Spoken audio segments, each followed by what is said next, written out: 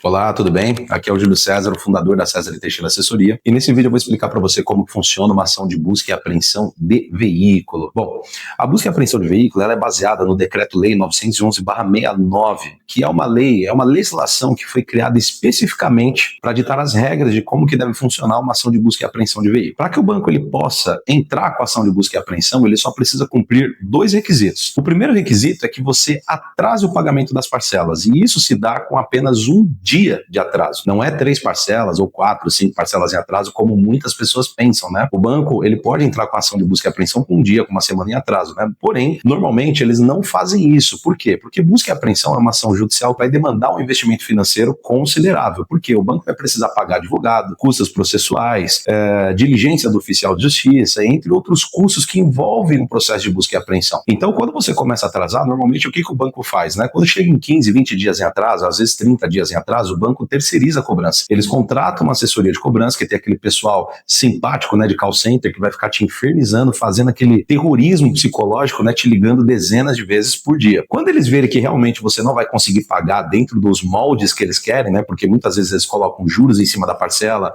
às vezes até honorários em cima da parcela, ou exige todas de uma única vez, que acaba impossibilitando você de negociar isso e colocar o contrato em dia, aí eles entram com a ação de busca e apreensão. Então o primeiro requisito é esse: basta que você atrase a parcela por um único dia. O segundo requisito, o banco ele precisa mandar uma notificação no seu endereço. E aqui está uma informação muito importante. Essa notificação ela não precisa ser recebida por você. Basta que o banco envie no endereço do contrato. Se você se mudou, se um terceiro recebeu essa notificação, ou até mesmo se ela voltou como ausente, mudou-se ou não procurado, é considerado válido. A única exigência é que ela seja enviada no seu endereço. Agora, se ela cumpriu o objetivo final dela, que seria avisar você, né, de que vai entrar uma ação de busca e apreensão contra você, isso não precisa ser feito. Infelizmente é dessa forma que funciona, e muitos consumidores são pegos de surpresa com o oficial de justiça na porta de casa tentando levar o veículo embora. Agora, quanto ao processo de busca, né, você está em atraso, o banco mandou a notificação do endereço, cumpriu os dois principais requisitos, aí eles vão entrar com a ação de busca e apreensão. Eles entrando com a ação de busca e apreensão, o mandado de busca, ele é apreciado em sede de liminar. E liminar é uma tutela de urgência. Então, quando o advogado do banco ele entra com a ação de busca e apreensão, a liminar ela sai muito rápido. Ela sai às vezes no mesmo dia, ou em 24 horas, 48 horas depois, o juiz ele já dá o despacho, já autorizando a busca e apreensão desse bem e já autorizando a expedição do mandado de busca. Agora, o mandado de busca, ele é como se fosse uma ordem de serviço para o oficial de justiça ir até o seu endereço,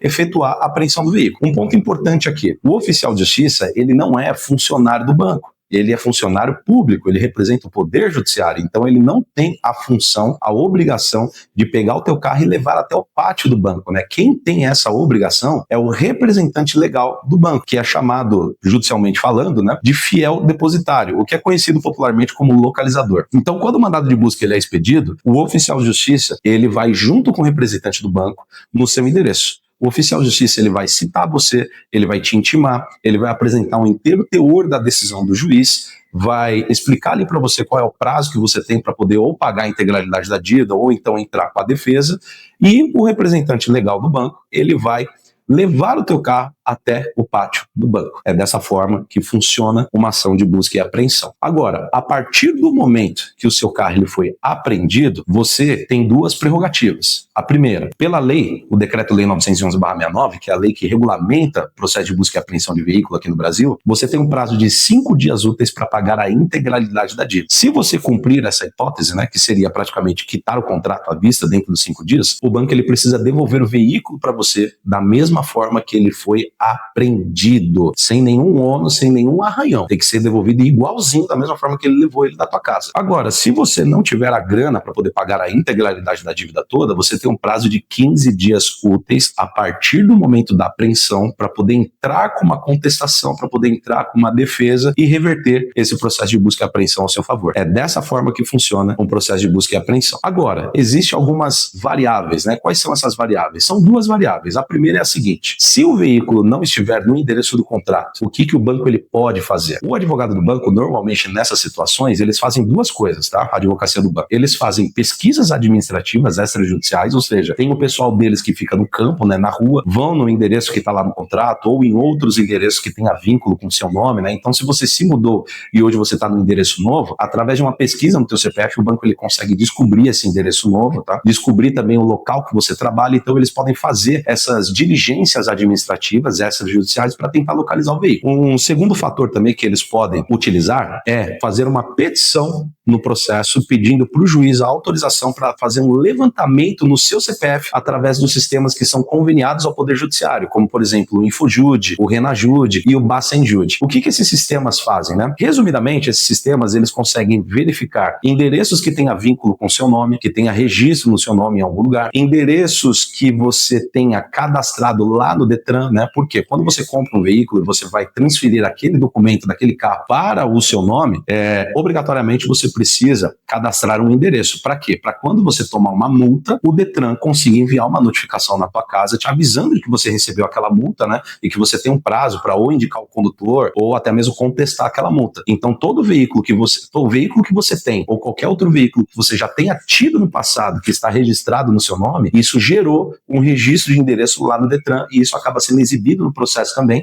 através das pesquisas, através da pesquisa RenaJude. Agora, já o Bacenjude, essa sigla Bacen significa Banco Central e Jude é judiciário, né? Porque é o sistema que ele é conveniado entre o Banco Central e o Poder Judiciário. O que essa pesquisa Bacenjude vai exibir? Ela vai exibir todos os bancos que você tem ou teve conta aberta, teve algum tipo de relacionamento e qual é o endereço que está cadastrado nesses bancos. Então, quando o advogado do banco ele faz esse pedido de pesquisa InfoJude, RenaJude, Bacenjude, vai puxar o teu CPF a tua vida inteira ali praticamente, todos os endereços que você já cadastrou, já vinculou ao teu CPF, vai acabar sendo exibido nessas pesquisas. E aí, saindo dessa lista de endereços, eles podem pedir um novo mandado para esse determinado endereço para tentar localizar o veículo, tá? Um ponto importante, comarca.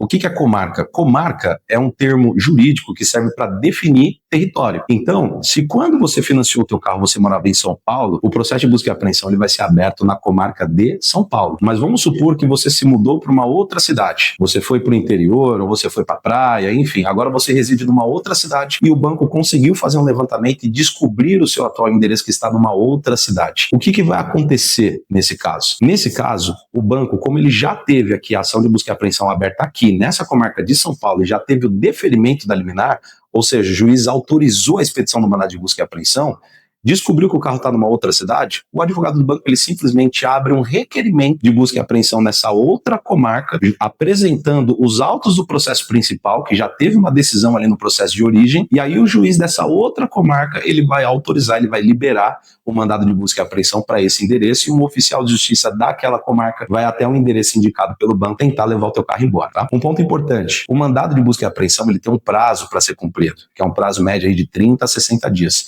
Então, se você tem o conhecimento de que existe uma ação de busca e apreensão contra você e já tem um mandado de busca em aberto, é importante que você não deixe o veículo em nenhum endereço que tenha vínculo com seu nome e com o nome de parentes e também com seu local de trabalho, porque mais cedo ou mais tarde o banco vai acabar descobrindo. Então, você mantendo o veículo fora de qualquer endereço que tenha vínculo com seu nome, você consegue garantir, pelo menos momentaneamente, a posse do veículo. É dessa forma que funciona uma ação de busca e apreensão. E por último, para finalizar, o processo de busca e apreensão ele pode ser convertido numa ação de execução de título, que isso eu vou deixar para explicar num próximo vídeo. Se esse conteúdo ele foi relevante para você, se inscreve aqui no nosso canal, clica no botãozinho do like, vai custar apenas 2 segundos da tua vida e você ajuda muito a gente aqui a propagação dessas informações para que elas cheguem, para que elas alcancem o maior número de pessoas possíveis.